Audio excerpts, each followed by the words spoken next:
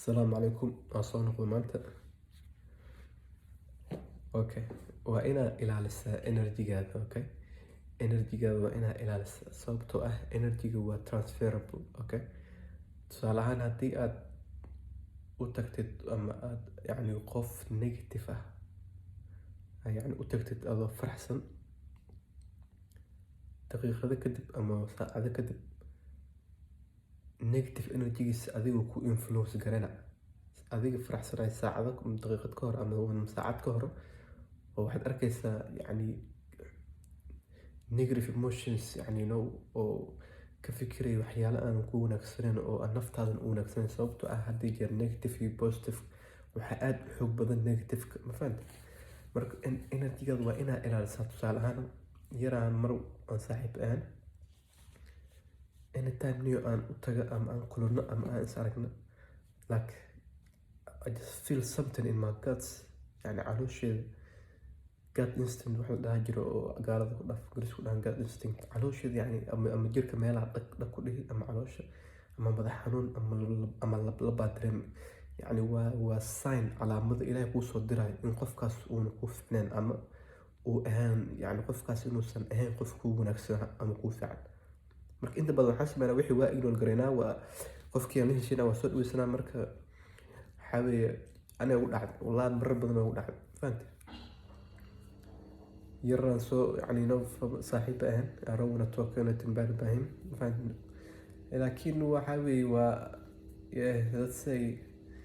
sida adiga rabay wax uma dhicino marka calaamadihii ayaan ignore garay oo naastir midda kale niyo bini'aadanka waxaan jecel inaan been isu sheegno waxyaalo qiyaali ah iska dhacdhicin fahmaysa haddii u fiirso haddii aad garanaysid qof aad taqaanid ama saaxiib ahaado ama qaraabo ama qof adiga oo garanaysid oo mar walbaad u tagto aad dareentaa inaad aad si wax yihiin oo aadan garanayn wixii qaldan qofkaas wallahi qof ku wanaagsan ma qof ku fiican ama naftaada u roon ama danahaada wada ama ka shaqeynaya ma marka ha goonin laakiin ilaali waqtiga aad la qaadanaysid ha ahaado waqti jiro kooban laakiin haddii aad garab joogto la socoto mar walba joogta waa hoos ku soo dhiga sababtoo ah hore u sheegay negative energy is very powerful fahmaysa qof maalin walba farxad oo happy ahaanaya ama faraxsanaanaya ama maalin walba ma jiro laakiin waa inaad hadday jeer energy-gaada aad ilaalisaa cidda aad waqtigaada siinaysa ama la qaadanaysa ahaadaan dad adiga ku dhiso ku dhiirigeliya fahmaysa qofka inuu been kuu sheegana ma aho ku dhaha waxaadan ahaynaa tahay laakiin waa inuu xogaho fahmaysa qof wanaagsan oo danahaada ka shaqeynaya inuu ahaada adna sidaas oo kale aad u ahaataa qof sidii qof asaga dantiisa ha ahaanun inaad qof wax qaato you have to give something in return qofka hadduu yahay qof wanaagsan oo ku dhiirigelinaya adigana saas oo kale inaad u samaysa fahmaysa maxaan saas u dhahay waxaa weeye inta badan inta aysan wax dhicin ka hor ilaahay calaamado ayuu noo soo diraa laakiin waa ignore gareynaa u fiirsa haddaad meel tagtid ama tuulo aad ku cusub tahay ama magaalo aadan weligaa iyo allaha aadan tegin oo maalinkaas kugu horay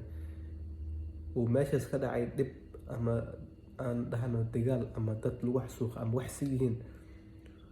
adigoona meeshii maalintaas ka hor aanan tegin markaad tagtid waxbaad dareemaysaa inay wax qaldayin oo wax si yihiin mana ogid wax qaldan laakiin calooshaada ama qulubtaada waad ogtay inay wax qaldayin ama wax si yihiin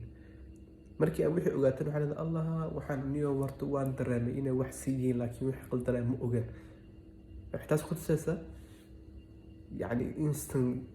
instinct wax la dhahaa jira oo dareemo oo wixii aanan adiga aadan ogaan laakiin aad dareemayso inay wax qaldayin wax si yihiin marka ha ignore garanin okay marka saasoo kale aad dareentaa waa inaad feejignaataa oo aad indhahaada furnaadoon diyaar ahaataa fahmaysa marka maanta intaasaan rabo inaan ka hadla energy-gaada is very powerful waa inaad ilaalisaa unfortunately wallahi waqtigan la joogo dad waxaa jira aad low vibration ah energy-gooda waa low zaid hoos u jooga marka haddii aad la socoto la joogtana adigana waxaa ballan ah inaad saasoo kale energy-gaada hoos aada haddii aad energy-gaadu high yahay vibrationkaada hadduu high yahay dadka isku midmaan dad waxaa jira naftooda